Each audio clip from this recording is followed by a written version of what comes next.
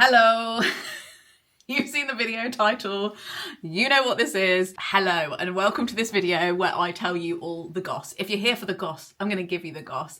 I've thought very hard about giving you the goss. In fact, we got married months ago and I wasn't sure about whether I wanted to give you the goss. But I've been thinking about it and I think that I'm ready to talk about it and I have a reason to talk about it as well. What's really important for me, hi, if this is the first time you're here, hi, weird video to join me on, but that's okay. I respect the curiosity. My name's Lena. I have a YouTube channel. I share some of my life, but mainly I share my thoughts and I try to keep a balance between sharing my life and sharing my thoughts. And I met my partner Craig I actually met Craig in the comments of a YouTube video. How beautifully circular and meta is that? Oh God, I hate that Mark Zuckerberg's ruined the word meta for me. Anyway, I met him there and we've been together 8 years and we own a house together and we work together every day and we live together and we're very in love. And while we both had many hesitations about weddings and marriage, I think after a while, and you'll know because I made a video called Lies Told About Marriage on this channel a long time ago, which we'll get to. After a while, I think I realised that I was smushing together the idea of a wedding and a marriage, which I think is heavily encouraged in this society. And the older I get, the more I realise those are two very separate things. And my feelings about marriage started to shift and my feelings about weddings stayed the same. What does one do in that situation? Well, you elope. So me and Craig eloped in secret. Nobody knew, not even my bestest of best bud friends, not my sibling, not my parents. Nobody knew. And we eloped. We didn't tell anyone. We went on honeymoon and we didn't tell anyone. We came back from honeymoon and we broke the news. So this is the story of that happening. But not only is the story of that happening in brief, it's also because I try with my videos to not just think my life is important and interesting and therefore everybody needs to know about it. And also, I want to encourage a parasocial relationship where everybody feels like they know everything about my life, even though they've never met me. Although I think that parasocial relationship is a little bit complicated and you kind of do know me.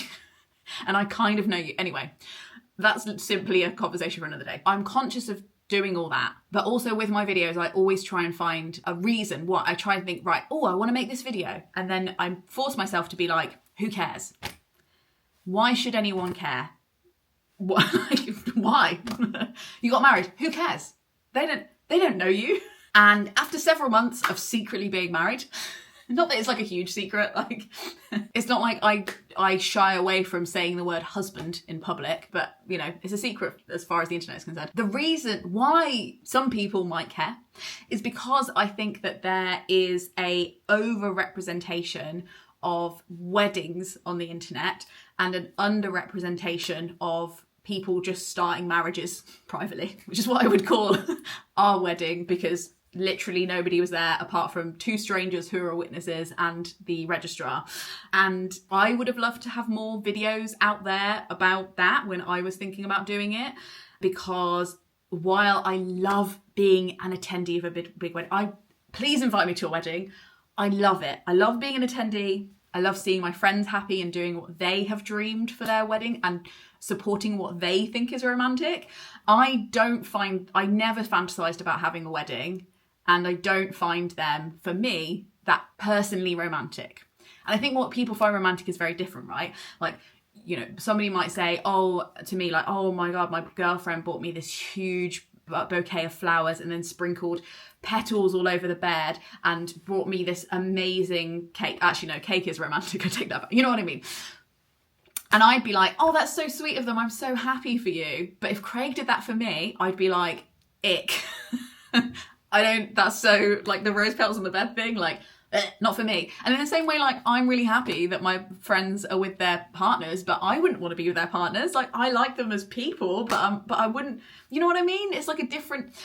Anyway, so I thought I wanted to talk to you about this finally, because I wanted to just open your brain up to the fact that it's a possibility and bear witness to one way of doing it, because I think that we have already borne witness to all the other ways of doing it. and there's no harm in reminding people that there are other ways to do it, talking about why I think it was the best decision for me, and I'm so happy that we did it the way we did. And I know that there's loads of people who know exactly how they want to get married and how they want to celebrate their relationship, and they've been dreaming about it for years and years, and that is totally good for you. And then you don't need to hear this, because you can just be along for the ride for the pure goss. But for the people who aren't sure about whether they want that and are trying to weigh up the risks, because there are a lot of risks in throwing a wedding, not only socially but financially, you're getting a different option that you can pick from. So that's why I'm telling you this, and I hope that makes sense. So let me tell you a story. You can't just get married like that in Britain. You can't just there's no way you can just turn up like Vegas and be like, marry us. That's not a thing. You do have to book in advance. I think probably minimum is like 6 weeks. I think for the registry office where we did it, it was at least 4 weeks that they had to have your paperwork by then. So I'd imagine you'd have to do it like 6 weeks in advance. We did it about 3 or 4 months in advance, and we didn't tell anyone. And that was like sometimes hard to just be like, I've got a secret. And we ended up doing it in Gretna Green. If you are not from Britain, you might not know about Gretna Green and its history, but essentially, this is like literally the least romantic way of explaining it. It's where Wickham and Lydia go to get married in Pride and Prejudice. I'm not saying that they're the poster children for true love, please. But that's how long this tradition has been going on. I think it's 1754. Oh, she was listening in the museum. 1754, there was a Marriage Act that came in England which prohibited a lot of people from getting married, and one of the ways that people got round that was that they would escape to Gretna Green, which is one of the lowest places in Scotland. It's like very much on the border and kind of like anyway, it's very fast. It's the fastest way you can get to Scotland from England, and it's a very, very small Scottish village, and people would go there and get married secretly in the coach houses, because there was lots of blacksmiths in that village, like that was their trade, and use the anvil as a altar and get married either in secret or get married on a chase. Like there's loads of stories of people being chased by their parents in a coach. And like trying to get down to the altar, get to Gretna Green and get married before their parents can be like, stop this. So that is where we decided to do it. I love history, and I find the history of weddings kind of depressing in that the more you read about it, the more you realise that most marriages in at least English history probably weren't consensual, or if they were consensual, they probably weren't out of like the kind of romantic love that we talk about and have normalised in our society. They were much more likely, percentage, not saying that some people weren't in love, much more likely percentage-wise to be about property and money and status and like who you weren't free to just choose whoever you fancied marrying, essentially, which makes me super sad and makes the historical traditional element of weddings not resonate for me, because I think about it too. I know that people can switch off part of their brains, and I'm jealous of that. I simply cannot do that. I don't find those kind of really traditional elements of marriage romantic. Modern marriages, amazing. So happy about them. Really excited to go to my friends' weddings. I love being a wedding guest. It's delicious. However, when it comes to me and my partner, I was just like, I actually kind of find the idea of literally running away from the church, which is what they were doing, because it's church in England making those laws that meant loads of people can get married. That's romantic to me. And also this idea that if there were historically people who were genuinely in love in history, that they probably went there. Like the percentage-wise, it's more likely that the people who are genuinely in love went there. And I think that's kind of sweet. If I'm romanticising it and deluding myself, leave me to my I leave you to your romantics and your delusions. Leave me to mine. So we decided to do it in Gretna Green, and I'll tell you how the day went, just so you know what happens. We stayed in their hotel the night before. It's a kind of package deal. Cheaper if you do it in February, which is when we did it. Obviously more expensive on Valentine's Day. But apart from that, cheaper if you do it in February, so that's when we did it. You turn up at the hotel You stay the night in the hotel. We had dinner in the hotel. They serve hilariously named wedding-themed cocktails, of which obviously I had to have one. And then we went to sleep. We got up the next day and we got dressed. We got ready together. We put on some songs in our hotel room, and I put on my dress. I put on my shoes. Craig put on his tie. And we went to one of the neighbouring coach houses where we were met by a registrar who we booked, and we'd like picked out of the menu. There's 4 different kinds of vows, and we picked which vows we wanted. And there was a registrar and then 2 witnesses who were from the hotel. The whole ceremony was like 15 minutes long, and it was weirdly emotional, and it was very confusing. What I have to tell you is that I snorted during the wedding ceremony. Because something I hadn't really thought about. I thought about all the other elements of the wedding. Hadn't really thought about the fact that I just have to face Craig for 15 minutes and look at him. And I don't know if you've ever had a best friend in class who you like always muck around with and you can't take seriously. But that is very much a lot of like me and Craig. So having to look at my best friend in public and pull a serious face in front of these strangers, these grown-ups, and like be sincere, really made me want to laugh. Like, because you're not supposed to laugh. It's kind of like a funeral. It's like you're not supposed to laugh, and it kind of makes you want to laugh. And then also I was also feeling this emotion of like, this is actually really emotional, and I'm so happy, and I'm really glad we got to this moment, and I'm feeling lots of like genuine, sincere feelings. And all of that welled up inside me at the same time and exited my body like this. And it kind of looked like I was crying because I was welling up a little bit, genuinely. And then the registrar was like, do you want a tissue? And I was like, no, I'm okay. Carry on. Anyway, we did the ceremony and then we took a few pictures outside. We didn't have a photographer or anything. You can book a photographer. You can also book a bagpiper for like £200 extra. You can just have a man playing you the bagpipes with just the 2 of you. Tempting. We didn't have a photographer, so I gave one of the hotel staff who was witnessing the ceremony, I gave her my iPhone, and she took some like really great pictures. She took some in black and white, she took some in colour, she took them from different angles. It was amazing, and not having somebody in our faces, like with an actual camera that snaps and like does flash, again, really glad about that. I hate a flash, it makes me miserable. So like, that was cool. That's why we have pictures of the ceremony. And she took some of us outside as well. And then that was it. And it was 15 minutes. And then we went back to the hotel. We got changed. And as part of the wedding package, as part of the wedding package, you get free entry to the Gretna Green Museum. I know. So we got changed into our normal clothes, which was frankly like really big, like puffy waterproof coats because it was February in Scotland. And we went and we had like a kind of, I think like kind of pie and mash or pastry kind of lunch at the cafe.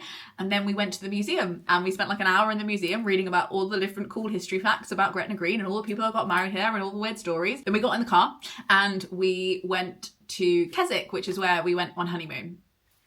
Still not telling anyone. My family knew that we were going to the Lake District for a holiday, but they didn't know that we were going a day early to do the deed. We stopped on the way, on the motorway, and we went to an M&S and we bought a massive Colin the Caterpillar cake. I simply don't have the time to talk about the cultural significance and deep heritage lore of the Colin the Caterpillar cake to British people, but it's from M&S and it's very important to us. So we got one of those and that was our wedding cake, and we sat in the B&B. We got like a kind of more traditional B&B in Keswick, and there was like a shared living room. So we sat in the living room that night and we watched a film and we ate the Colin the Caterpillar cake with our rings on. Woo! Yeah, and then we had a lovely time in Keswick. If you want to hear about my Keswick holiday, let me know. I would highly recommend. Great place to go.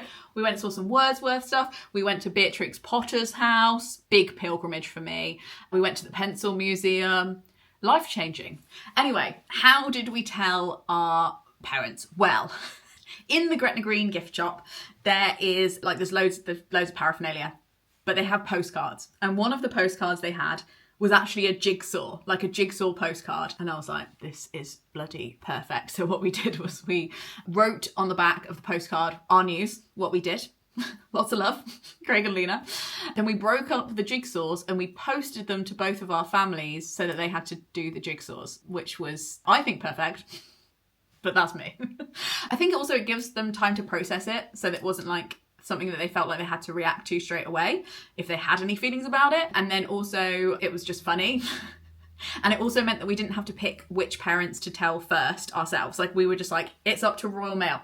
Let the postman decide. So that's how we told them. And it's quite funny. Well, it made even more funny by the fact that my mum and dad just did the jigsaw and didn't think to turn it over. So sent me a picture of the jigsaw being like, thanks for the jigsaw. And then we were like, do you want to turn it over? And they were like, ah! So that's really the story of us getting married. And I am genuinely super happy about it.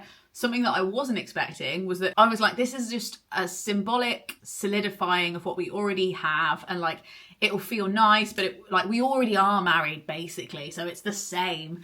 Actually, what I would say, and I don't know how to unpack this, so I don't really know how to explain it to you, but I do feel different. It does feel significantly different and in a really good way. And I don't know if anybody else felt that way. They weren't expecting to and can unpack it for me in the comments, but like, it does feel different.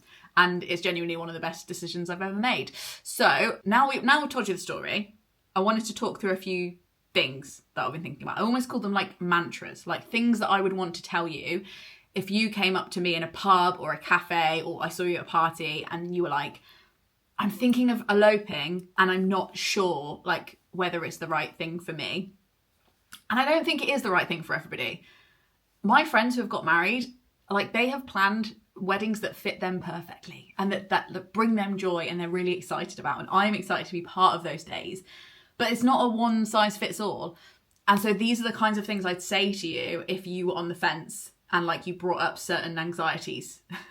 These are the mantras that I'd give you if you were thinking about doing it. The first mantra is money and your mental health are directly connected. That's just something that we can't escape, and it's something that I have come to terms with more and more over my lifetime, and why we need revolution. But again, it's not the video about revolution. Not this one anyway. Money and mental health are really connected. So how you spend your resources is really important. You're basically, when you're thinking about the price of a wedding, which in the UK like can be like 20 or 30,000 pounds, that apparently, according to what stats I've seen, is a very normal amount to spend on a wedding. That's a huge amount of money. And even if you're doing a smaller wedding, £10,000 is a lot of money. £5,000, it's all money. And relative to how you're living and how you're doing financially, that can really impact your life. And when you decide to throw a wedding, you're also deciding basically how your mental health is going to be for the next 5 or 10 years.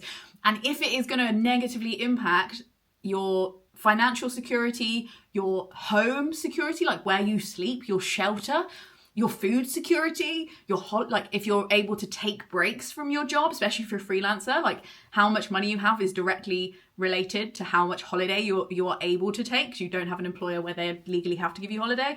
All really important things to consider, and being like, if this is the price of my dream wedding and I've got that money in the bank, what is the mental cost of that? And there might not be that much mental cost to it. Or it might be such an amazing, moving experience for you to have all the people that you love and know in the same room, that you actually think that memory and that experience alone will improve your overall mental health and how you feel supported by your community, and like how it'll just like, do you know what I mean? Like, I'm not saying it can impact it negatively all the time, but how you feel about your finances and what you do with your finances as an adult, that is valid. And you are allowed to decide how to spend that. And it doesn't make you unromantic and it doesn't make you miserable if you don't hate the idea of a wedding, but you love the idea of what you could spend that money on more. Our wedding in total, I think, cost about £1,000, and we could have done it for less, and we could have done it for much more. See bagpipe add-ons, etc. For me, that is about exactly the amount of money that I was willing to spend on a wedding, because of my other financial goals, which will also contribute to my happiness and my mental well-being and my peace. So for me, that was like the maths equation, but everybody's equation is different. The second mantra is you are not responsible for fulfilling your parents' dreams. That is a very important thing to note in your life in general as an adult.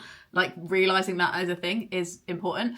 We were lucky to not have the pressure of our families to do that, but I know it's something that people experience, and that their parents have been dreaming about their kids having a big wedding for a long time, which again, I think is a really unhealthy way to structure your dreams as a parent. And I think also this idea of like bringing family together, you know, like, oh, it's important for everyone to be there, your whole family, and for everyone to feel included and for everyone to be there. Again, not really considering the financial implications of that.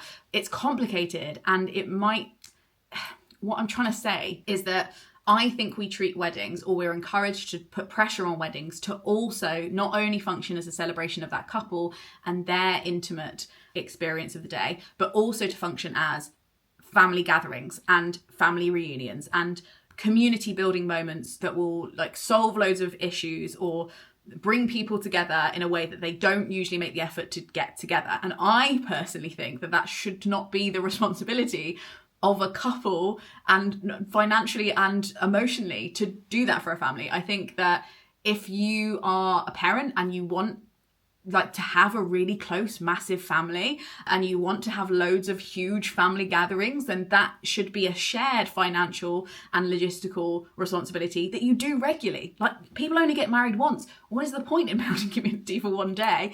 And so I think from a family perspective, I think like you are not responsible for solidifying or healing family wounds by throwing a big party for them, because I know there are people who have thrown weddings that they don't feel like it's for them, for the couple, it's for their family, and that's not your responsibility.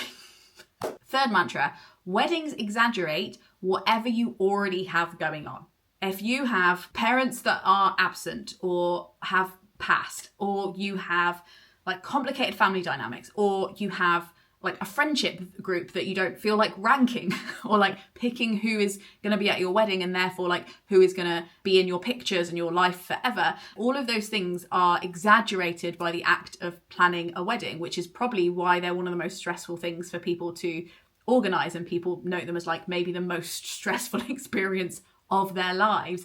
And that is something that I honour people for entering into if it is complicated. For me, it's not that complicated. It's just something that I didn't really want to do. It didn't feel like the right thing for me to do. But I know for a lot of people it is really complicated, and you're not obligated to be in a place where you're ready to navigate something like that.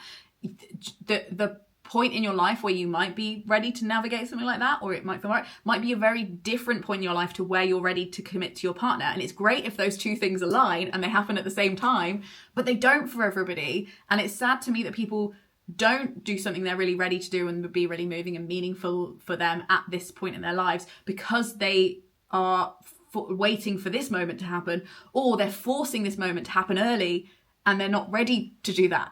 I don't know if I'm making any sense, but we must move on to the next point because frankly, this video is very long.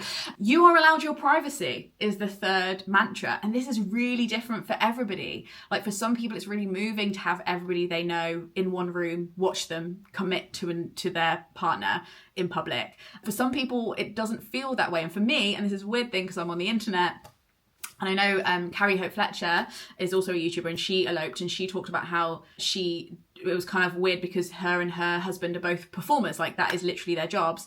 And she felt, I think she said in an Instagram caption, sorry if I'm misquoting this, so something about how it's like she didn't want to feel like she was performing on her wedding day because that was her job. She does that the rest of the time.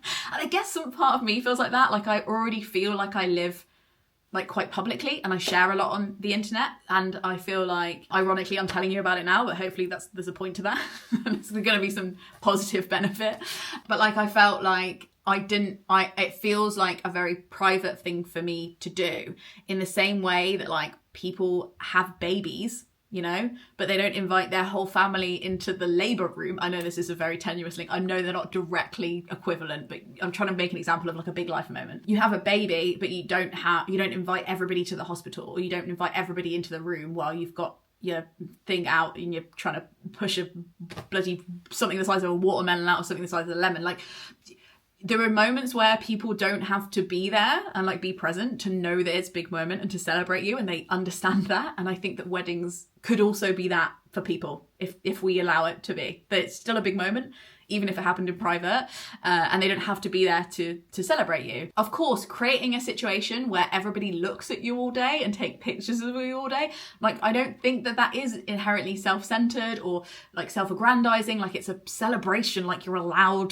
to want that. It's fine, it's good, it's nice to record potentially one of the best days of your life. However, if you don't want that, that is also okay. You are allowed your privacy and to invite people in your own style. Like that's why we have different personalities and different relationships and different ways of seeing the world. It's what makes us individuals, and the fact that we all practice marriage or are encouraged to practice marriage in the same way is weird. In this essay I will. Fifth mantra. This is not the only moment to invite people to show up for you. Weddings are great because they are a very clear framework for people know what they're expected to do, and they know when they're expected to do it and how to do it and what to wear and what to give you or what to show up for and how to congratulate you. Like these are models that are famous. They're in films, they're in TV shows, they're like we've probably attended them as children. Like it's very straightforward in a way to ask people to show up for you. I wondered if after we did it, if I would feel like I had missed an opportunity to ask people to show up for me, or to have a moving moment where all of my friends met each other. And I don't feel like I did. And I feel like how sad if that's true, that that's the only moment in my life where I could ask people to show up for me or celebrate me or let people into the good parts of my life. Like that's so untrue and so not the only time to do it. And you don't need to mesh those two things together. I do think, if I'm being honest, that there are some people in my life who very clearly don't know how to respond to good news like getting married without that framework. And in that way, I feel like that's probably normal and something that a lot of people would experience if they eloped, but because they have had a wedding, they don't know who those people are who are just going through the motions and would only celebrate you or go to efforts like driving to a different town or go to a different country or buy a special outfit or make a special thing, do something. They would only do that if they had the framework and the clues to do it. Then to me, I'm like, then that's a disingenuous relationship. If you only show up for people in those moments where there is a clear role for you to play and a clear thing that you do, and you wouldn't show up for them if there wasn't a way to do it, then there would be a lot of people who attended my wedding in this hypothetical situation where I had one. There would be a lot of people who were attending who were just going through the motions and didn't mean it. And I wouldn't want that. So again, it's really interesting to think about how weddings create a framework for support and whether people will do that even if you haven't offered them a framework. I don't know if I'm explaining that very well, but I guess what I want you to take away from that is just when you are on the fence about having a wedding and then you're like, oh, but I'll miss out on all of these moments. I'm like, I don't think that should be the only moment where you have that moment. And that's, I don't think that you have to miss out on that. And I also think about how little framework there is for genuine ongoing community in our societies, and how when I grew up in Coventry, at the end of my road there was a working man's club that was traditionally for miners, and it was where everybody had their 40th birthday parties and their all of their, that was where the community was. And I don't doubt that if I was into weddings and I still lived in that house and I might have just been like, let's do it at the working man's club at the end of the road, that'd be so cool. And it would be so easy because you just book it for probably a couple of £100 and everybody would live within walking distance of the place. And that is how a lot of communities used to be, and I'm sure lots of communities are now, but we don't have that. So then we have to spend loads of money making that possible for a day. And that's something that I wish was ongoing in my life and in loads of people's lives. I wish we all had a working man's club. Now that working man's club, I walked past it the other day, is a block of luxury flats. Good. Yay for gentrification. The sticky floors of the working man's club. Anyway, last mantra is you are allowed to define what is romantic to you. just like your relationship, not having a wedding doesn't mean you don't like or respect weddings. You just don't want one for yourself. I think that running away in secret and having this really special moment with each other, and also getting to spend the whole wedding day together, not having to talk to everybody else, and just like living in this really happy bubble, and really having like loads of deep conversations with Craig, and like spending this whole honeymoon with him, and like going on loads of walks around lakes, and like eating with him all the time, you know, all of that. I feel that was very romantic to like run away and do it, you know, something, it's kind of like scandalous in a way. We all romanticize our lives is what I'm trying to say, I guess. We all have those like romantic notions of things, or many of us do, and they're all delusional, but they don't all have to match, you know. And look forward to and have attended a lot of days that I am living inside my friends' imaginations, my friends' romantic idea of what this day could be, and I love living inside their imagination. Like I'm living inside their designed day that symbolizes how they see their relationship and their life and who they want in their life, and getting to meet all those people. I love that. I genuinely, I'm not just saying that, like I do. But just like you might love having a cuddle with your friend's dog, but you do not want to pick up poo for the rest of your life, and you don't have the time and commitment to have a dog, and you might love visiting your friend in a certain city or town and love seeing how they live their lives, and like can totally see why they'd love it, but you would never move there yourself. Like all of these things, like, or having children. I'm like, love some of my friends' children. I should say love all of my friends' children. Big fans of them as people. Doesn't make me want to be a parent. You're allowed to have your own preferences and like romanticize your own life. Just like with your choice of partner, which we talked about, the Is Your Boyfriend Your Brand video, you don't really have to explain it to anybody. Like it doesn't need to have adjectives and words that accurately describe it. And it doesn't make it not real. So there you have it. There's the story, and there's my thoughts on it. I hope that in the very least I've satisfied some of your curiosity by clicking on this video, and at the most maybe inspired some of you who would like to be married but are feeling weird about weddings, validated those feelings and given you just another example of a way to do it. Doesn't have to be this way, doesn't have to be another way. It can be any way you like, but just offering more options. We love an option. Should we bring Craig out? Would you like to be in the end of the video?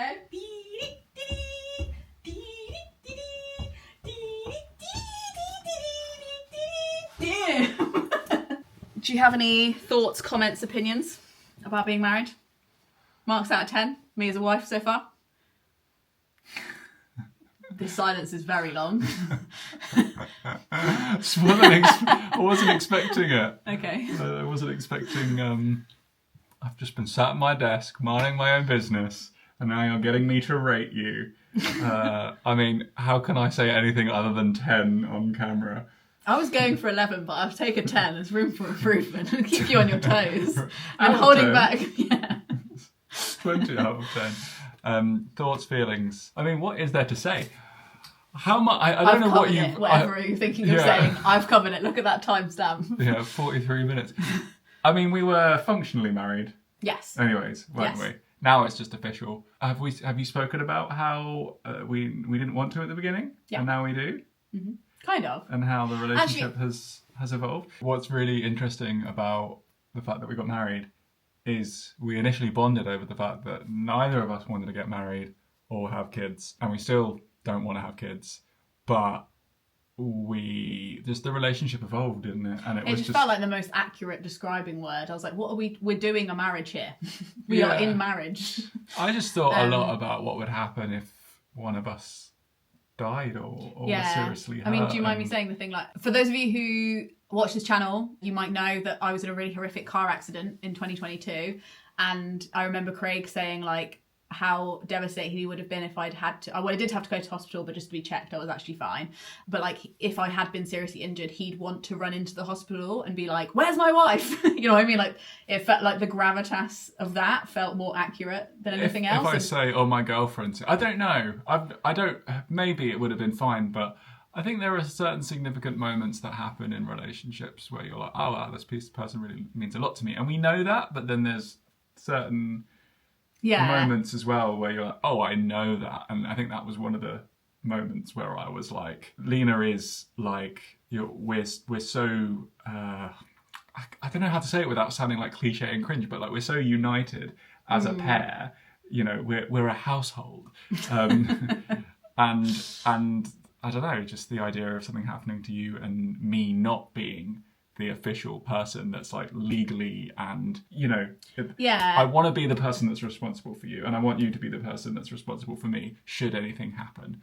And I know that we are functionally, but officially we weren't until recently. It feels right. I thought that because we had initially been wary of marriage and then after 8 years of being together we did it, I thought that there was a chance that one of us could get spooked or freak out at the idea of like, oh shit, we're married now. Or like on the day maybe like, oh my God, we're about to do it. Could marriage ruin the relationship? Which I genuinely think it does for some people. Like a relationship that could have carried on for a long time and been very healthy. You know what I mean? Yeah, but then obviously it's venturing into the unknown, isn't it? But then it's just the next challenge in like, oh, we've lived together, we've worked together, we've spent a pandemic together. And, you know, we've had our arguments as all couples do, but at the same time, I think that we have survived and thrived in a lot of those situations. Yeah, and I think also when you have the big arguments and then you still don't break up, you're like, oh, we're really in it. Do you know what I mean? Like, and it's like, even if we don't resolve this argument, I don't want to break up. Yeah, well, but then that's another significant thing. Like about a year ago, we had a big argument, and obviously I'm not going to give the details of that argument, but we had a big argument where we genuinely couldn't come up with a resolution, and it was the first time ever that we'd squabbled and we didn't know how to fix it, but we were both adamant that it's like, well, we're gonna sort this out. We're gonna have to, because there's no other option, you know. We're not gonna split up as a result of an argument like this. And I think that was another moment where it was like, well, we might as, do you know what I mean? We've been thinking about the whole marriage thing and our opinions of it are changing as a result of the trusts and the relationship that we've built.